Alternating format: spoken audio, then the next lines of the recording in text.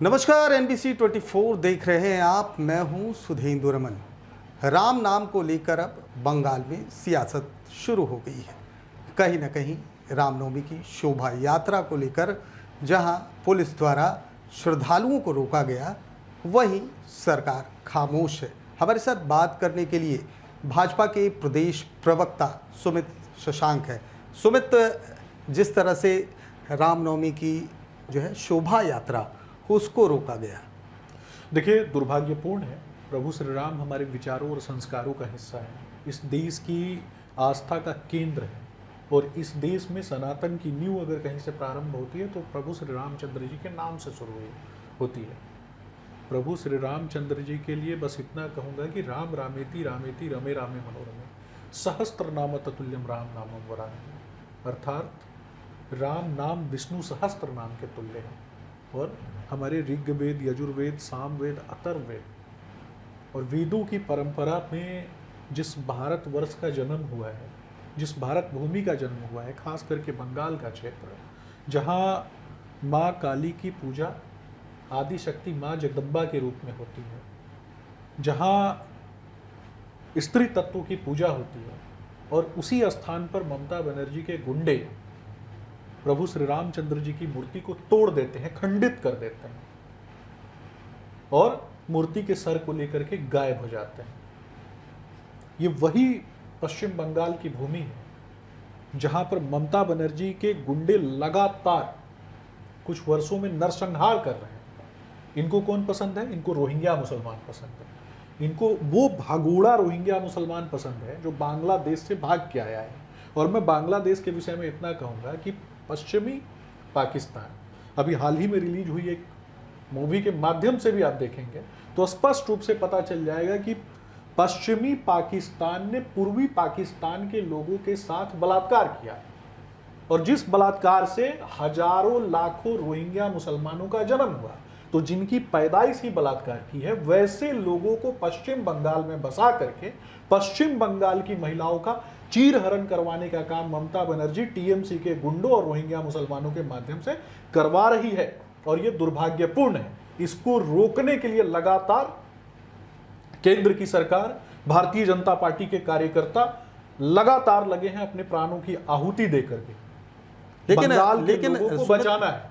लेकिन वही मैं बता रहा हूं, लेकिन श्री रामचंद्र जी के मूर्ति को तोड़ने वालों को मुझे लगता है कि उत्तर प्रदेश में जनता ने सबक सिखाया और इस बार बंगाल की जनता अपने वोट के चोट के माध्यम से ममता बनर्जी और ममता बनर्जी के गुंडों को सबक सिखाएगी।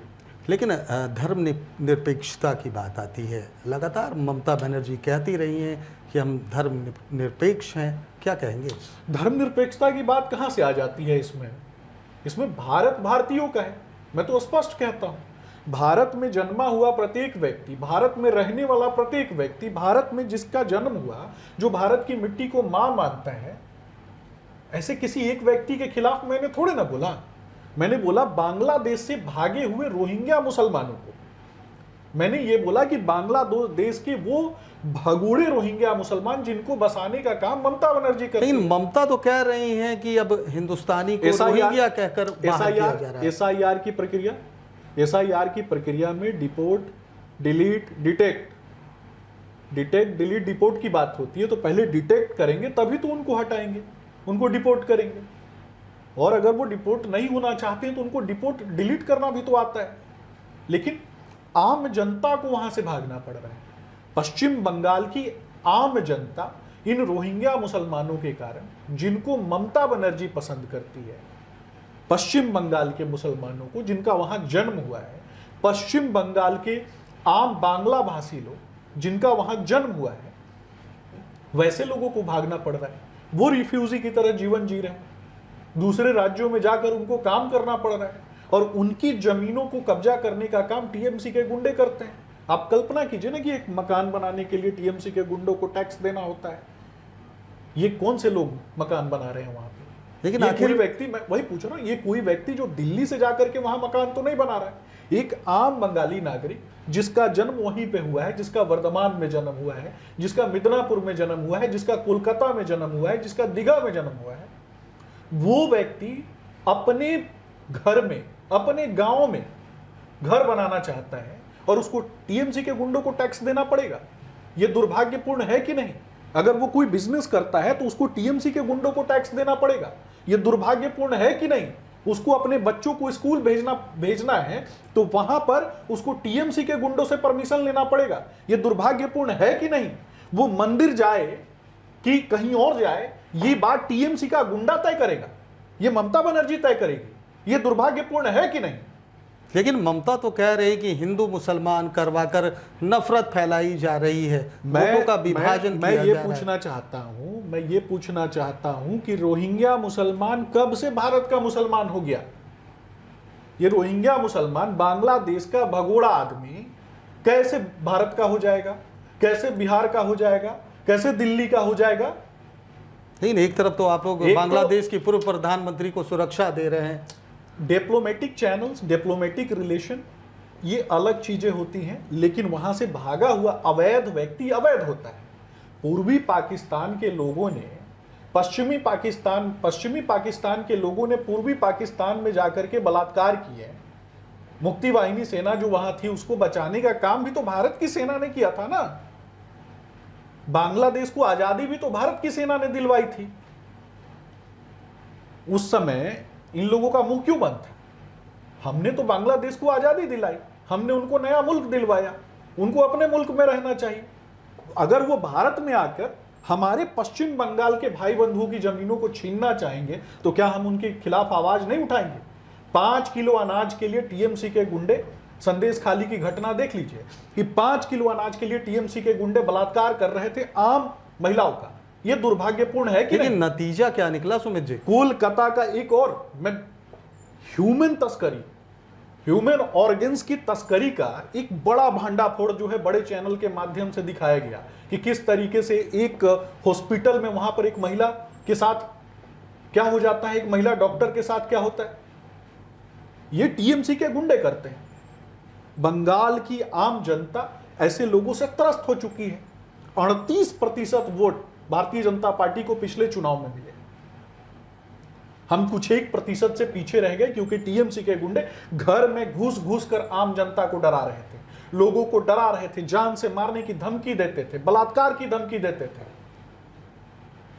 तो निश्चित तौर पर इस बार टीएमसी के खिलाफ पश्चिम बंगाल की जनता ने मन बना लिया है और हमारी केंद्र की सरकार, हमारे देश का प्रत्येक नागरिक जो भारत को मां मानता है, भारत की मिट्टी पर जिसका जन्म हुआ है, चाहे वो हिंदू हो, चाहे मुस्लिम हो, चाहे सिख हो, चाहे ईसाई हो, चाहे आदिवासी हो, वो सब एकजुटता के साथ ममता बनर्जी का विरोध करते हैं। वो तो कह रही हैं कि गौरक्षा के नाम पर लगातार मुस्लिम के साथ जो है अन्याय किया जाता है, उनको मारा जाता है, पीटा जाता है, यहाँ तक कि हत्या कर दी जाती है। देखिए, मुसलमानों का वोट लेने के लिए वो बोल सकती हैं, लेकिन उसमें भी तो उन्होंने कैटेगराइज कर दिया ना, बंगाल का मुसलमान उनका दुश्मन और रोहिंग्या मुसलमान उनका दोस्त। यह भी तो उनको बताना पड़ेगा। हिंदुओं से इतनी नफरत क्यों है ममता बनर्जी को, यह बता दे। क्या इस देश में, बंगाल में हिंदुओं को नहीं रहना चाहिए? यह बता दे। टीएमसी के गुंडे आम बंगाली नागरिकों का घर बनवाने के लिए पैसा क्यों लेते हैं, यह बताएं ना। एक पट्टा कहीं पे दिया जाता है, एक नौकरी कहीं पे दी जाती है, तो उसके लिए टीएमसी के गुंडे पैसा क्यों लेते हैं, ये बताएं। वो तो बता रहे हैं कि हमारा संगठन है, हमने संगठन मैं तो वही पूछ रहा हूं, हर मोहल्ले में संगठन, ये लूट का संगठन खड़ा किया है क्या? हर मोहल्ले में टीएमसी का एक गुंडा लेवी लेने के लिए बैठा होता है और उसका 1% जो है ममता बनर्जी को मिलता है। और ममता बनर्जी के लोग, ममता बनर्जी की पुलिस वैसे लोगों को समर्थन करती है, वैसे लोगों को बचाती है। लेकिन आखिर इसका हल कैसे निकलेगा? इसका सबसे बड़ी बात आप बताइए, कल्पना कीजिए, आप समस्या ये नहीं है कि 1.5 करोड़ लोगों का एसआईआर में नाम काटा गया। लोकतंत्र में जी रहे हैं, हम लोकतंत्र में जी रहे हैं। भारतीय जनता पार्टी लोकतंत्र में विश्वास करती है, श्रद्धेय बाबा साहब भीमराव अंबेडकर के संविधान में विश्वास करती है। तो निश्चित तौर पर हम संवैधानिक प्रक्रिया के तहत ही काम कर रहे हैं। आप कल्पना कीजिए ना कि एक आदिवासी समाज की महिला राष्ट्रपति जाती है, वहां पर उनके प्रोटोकॉल का उल्लंघन किया जाता है। किसके द्वारा? ममता बनर्जी के द्वारा। ममता बनर्जी को याद होना चाहिए कि वो वहां की मुख्यमंत्री, पश्चिम बंगाल की मुख्यमंत्री इसलिए नहीं है कि वो वहां के लोग जो हैं उनको पसंद करते हैं, ऐसा नहीं है। ममता बनर्जी वहां की मुख्यमंत्री इसलिए हैं क्योंकि भारतीय संविधान ने उनको यह अधिकार दे दिया है कि 5 साल के बाद होने वाले चुनाव में सबसे ज्यादा वोट उनको प्राप्त हुए थे, चाहे वो उन्होंने बूथ लूट के प्राप्त किया हो, चाहे उन्होंने बंगाल की आम जनता के सीने पर लात रख के प्राप्त किया हो, चाहे बंगाल की आम जनता का कत्ल करके प्राप्त किया हो, चाहे हजारों लाखों महिलाओं का चीरहरण करवा के प्राप्त किया हो। यह तो पूरा आरोप है, इसके वीडियोज हैं, इसके फुटेज हैं, डेली वहां के वीडियोज आते हैं। लेकिन ममता बनर्जी ने तो ये दलील दी थी कि महामहिम राष्ट्रपति आई थी लेकिन किसी वो खास दल के कार्यक्रम में आई थी। महामहिम राष्ट्रपति एक ऐसा संवैधानिक पद है जिस पद की एक गरिमा होती है। अगर उस पद की गरिमा का सम्मान वो नहीं कर सकते हैं तो दुर्भाग्यपूर्ण है। ममता बनर्जी मानसिक तौर पर दिवालिया हो चुकी हैं। अच्छा, जिस तरह से हमने देखा बंगाल में हुमायूं अकबर और AIMIM दोनों मिलकर चुनाव लड़ रहे हैं, कह सकते हैं कि मुस्लिम के वो जो वोट हैं उसको कहीं ना कहीं अब उसमें बिखराव होगा, ममता बनर्जी को कहीं ना कहीं इससे नुकसान होगा। तो बीजेपी के लिए कितना फायदेमंद है? चुनाव लड़ने का अधिकार प्रत्येक व्यक्ति को है, प्रत्येक पार्टी को चुनाव लड़ने का अधिकार है। मैं किसी ऐसी पार्टी के विषय में नहीं बोलूंगा कि कोई व्यक्ति चुनाव नहीं लड़े।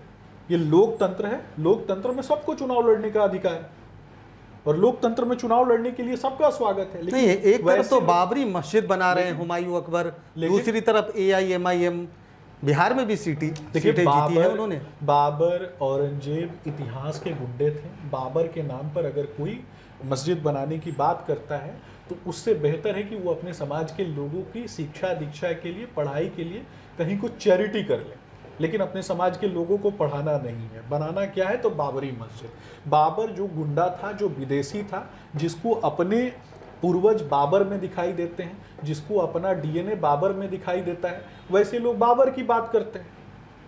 और निश्चित तौर पर मुझे लगता है कि वैसी मानसिकता को पश्चिम बंगाल की जनता स्वीकार नहीं करेगी। 6000 से ज्यादा इंडस्ट्री पश्चिम बंगाल से भाग गई। किसके काल में? ममता बनर्जी। 20,000 से ज्यादा लघु एवं कुटीर उद्योग जो है वो समाप्त हो गए। किसके काल में? तो ममता बनर्जी।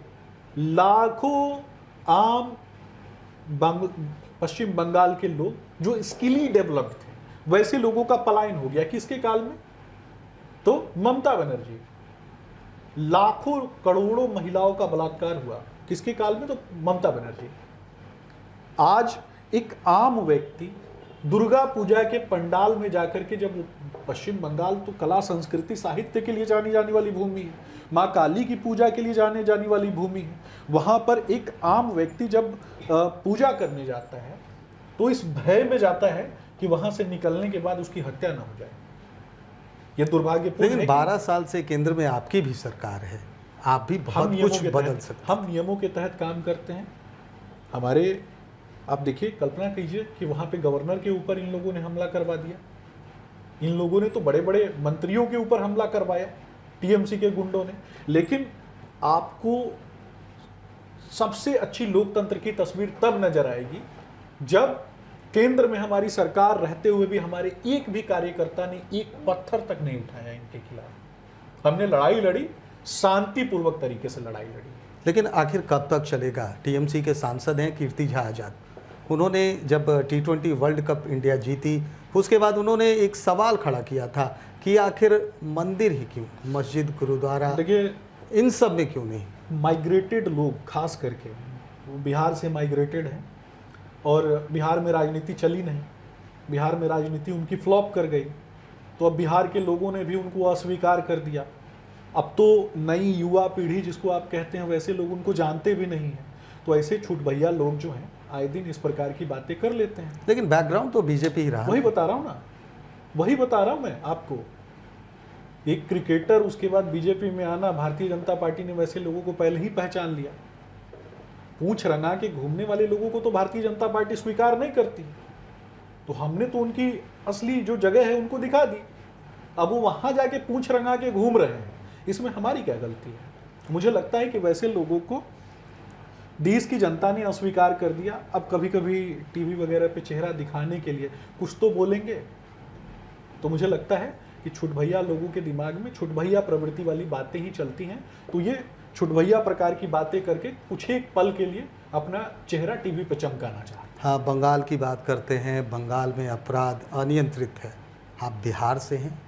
बिहार में भी लगातार विपक्ष आरोप लगाते रही है कि बिहार में भी अपराध अनियंत्रित है। आप किस विपक्ष की बात कर रहे हैं? नीतीश कुमार लगातार जो है अपराध को रोकने में असमर्थ हैं। स्मृति यात्रा भले ही कर रहे हैं।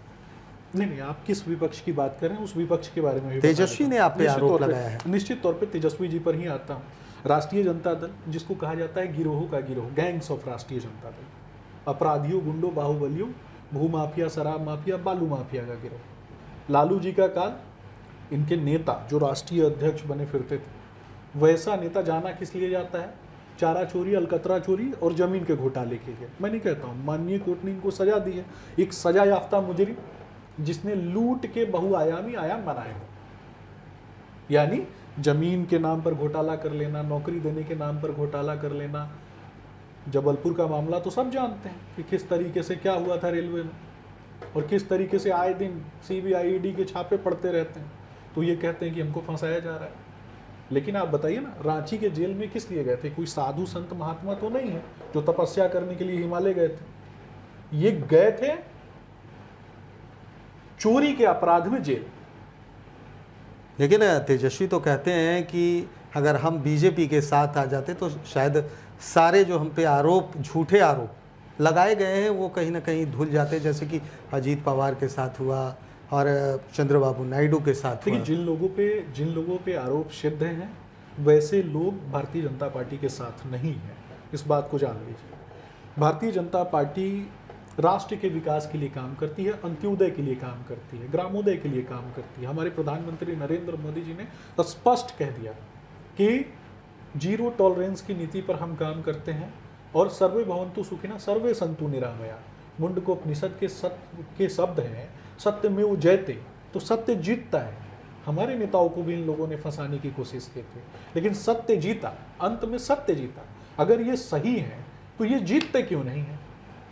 जब बिहार में चुनाव होता है, सनातन को गाली देने वाला उदयनिधि स्टालिन इनके मंच पर दिखाई देता है। जब बिहार में चुनाव होता है तो एक माँ को गाली देने वाला व्यक्ति इनके मंच पे दिखाई देता है। जब बिहार में चुनाव होता है तो इनका नेता श्रद्धेय बाबा साहब भीमराव अंबेडकर की मूर्ति के आगे नतमस्तक होने के बजाय मदरसा में जाता है और वहाँ मौलानाओं के आगे नतमस्तक होना ज़्यादा पसंद करता है। तो जो धार्मिक कुरीति फैलाने वाले लोग हैं, जो धार्मिक एजेंडा चलाने वाले लोग हैं, जिसके कारण एक समाज, एक वर्ग विशेष में महिलाएं पिछड़ी हुई, वैसे लोगों को मुझे अब बताइए ना कि किसी भी वर्ग में, हिंदू मुस्लिम सिख ईसाई, किसी भी वर्ग में जो लोग महिलाओं को दबाते हैं, और वैसे लोगों के बीच बैठने वाले व्यक्ति को कोई पसंद करेगा क्या? तो बिहार की जनता ने इनको इनकी हैसियत दिखा दी। अब ये बोलेंगे कि ईवीएम सेट हो गया था। भाई, ईवीएम ला के रख देते हैं। तेजस्वी जी इतना टेक्नोलॉजी में टेक्नोक्रेट है तो सेट करके दिखा दे। चलिए, आखिरी सवाल अब होगा। मिडिल ईस्ट में युद्ध छिड़ा हुआ है। हमने देखा कि खाड़ी देशों में अब युद्ध चल रहा है, और जिसका कहीं ना कहीं असर अब पूरे विश्व सहित भारत में भी दिखाई दे रहा है। 2 दिन पहले सर्वदलीय बैठक भी हुई। प्रधानमंत्री ने सर्वदलीय बैठक में कहा कि हमें अब इससे लड़ने की ज़रूरत है, एकजुट होने की ज़रूरत है। लेकिन वहीं राहुल गांधी का बयान आता है कि प्रधानमंत्री कहीं ना कहीं इजराइल और अमेरिका की कठपुतली हो गए हैं। मैं तो ये पूछना चाहता हूँ कि जब वो कहते हैं कि प्रधानमंत्री जी पर राहुल जी बोलते हैं, तो दुनिया में कहीं भी कुछ भी होता है उसके लिए राहुल गांधी, प्रियंका गांधी, सोनिया गांधी और ये गांधी नेहरू, तथाकथित गांधी नेहरू परिवार के लिए दोषी कौन है? प्रधानमंत्री जी। दुनिया के किसी भी कोने में रूस और यूक्रेन के साथ युद्ध हो गया तो उसके लिए दोषी कौन? तो प्रधानमंत्री जी को बना देना है। अगर स्ट्रेट ऑफ हॉर्मुज बंद हो गया तो उसके लिए प्रधानमंत्री जी को दोषी बना देना है। मानसिक दिवालियापन किसको कहते हैं? कुंठा किसको कहते हैं? फ्रस्ट्रेशन किसको कहते हैं? लगता है नशेड़ी की तरह बात करना। आपकी सांसद ने तो टपोरी तक कह दिया। नहीं, मैं बोल रहा हूँ ना, टपोरी वाली भाषा का प्रयोग करना, एक नशेड़ी की तरह बात करना कि सुबह उठे नशे में कुछ भी बोल दिया। लीडर ऑफ ऑपोजिशन को क्या इस प्रकार की भाषा शोभा देती है? मैं ये पूछ रहा हूँ। स्टेट ऑफ हॉर्मोन्स, में आज अगर भारतीय जहाज, भारत के जो एलपीजी गैस के जो सिलेंडर्स हैं और जहाज हैं, वो लगातार भारत के लिए आ रहे हैं, अमेरिका हो, इजराइल हो या फिर ईरान हो या फिर गल्फ का कोई भी देश हो, सभी भारत की जहाज जब भी आते हैं तो उसको प्रोटेक्ट करते हैं। ये भारत की कूटनीति है। मैं ये पूछना चाहता हूँ, राहुल गांधी एक बार बता दें, जिनको नहीं है जानकारी उनको मैं बताना चाहूँगा कि आज अगर ईरान पे मिसाइल अटैक हुआ, ईरान में खामनेई की अगर मृत्यु हुई, खामनेई को मारा गया, तो क्या उसके लिए केवल अमेरिका दोषी है? क्या उसके लिए केवल इजराइल दोषी है? उसके लिए तो सऊदी अरेबिया भी दोषी है। और सऊदी अरब के जो सुल्तान है या फिर सऊदी अरब की जो सरकार है, क्या उसने प्रश्रय नहीं दिया था वहां पे मिसाइल मारने के लिए? तो ये बताएं ना राहुल गांधी कि ये शिया मुसलमानों के साथ हैं कि सुन्नी मुसलमानों के साथ हैं? जिधर वोट मिलता है वो बटोरते चलते हैं। लेकिन कहीं ना कहीं मैं हिंदुस्तान, वही पूछ रहा हूं, मैं राहुल गांधी से पूछ रहा हूं, आके प्रेस कॉन्फ्रेंस कर दें, बता दें कि वो सऊदी अरब के साथ हैं, कतर के साथ हैं, अथवा इजराइल के साथ, अथवा ईरान के साथ हैं। वो शिया मुसलमानों के हितैषी हैं कि सुन्नी मुसलमानों के हितैषी हैं? हम तो दोनों के हितैषी हैं। हम तो पसमंदा गरीब मुसलमानों तक की बात करते हैं, उनको आगे बढ़ाने की बात करते हैं, उनको शिक्षा दीक्षा और समाज की मूल धारणा से जोड़ने की बात करते हैं। लेकिन हम कोरोना में साथ लड़े, अब वैश्विक संकट है, क्या लग रहा है कि फिर से एक बार एकजुट होने की जरूरत देखिए, है? देश की जनता, भारतीय जनता पार्टी और भारत सरकार ये साथ लड़े। इंडी गठबंधन के लोग कोरोना में भी सोए हुए थे। तेजस्वी यादव की एक तस्वीर दिखा दीजिए मुझे, जिस तस्वीर में तेजस्वी यादव किसी भी हॉस्पिटल का दौरा कर रहे हो या अपने दरवाजे या खिड़की को खोल के बाहर झांकते हुए भी एक तस्वीर आ जाए। नहीं। राहुल गांधी की एक तस्वीर दिखा दीजिए। इन लोगों ने सिर्फ अपने ट्विटर और एक्स का मुंह खोला केवल गाली देने के लिए, केवल सरकार को नीचा दिखाने के लिए, केवल भारत मां को अपमानित करने के लिए। चलिए, तो ये थे सुमित शशांक, बंगाल से लेकर देश की राजनीति सब पर बोले, और क्या खूब बोले हैं। अब देखना ये है कि जिस तरीके से मिडिल ईस्ट में लड़ाई चल रही है और कहीं ना कहीं पूरे विश्व के साथ भारत पे भी इसका असर दिख रहा है, और प्रधानमंत्री ने सबको एकजुट होने को कहा है, क्योंकि जब हमने कोरोना से लड़ाई लड़ी तो ये लड़ाई कौन सी चीज़ है। बने रहिए NBC 24 के साथ। मुझे दीजिए इजाज़त। धन्यवाद।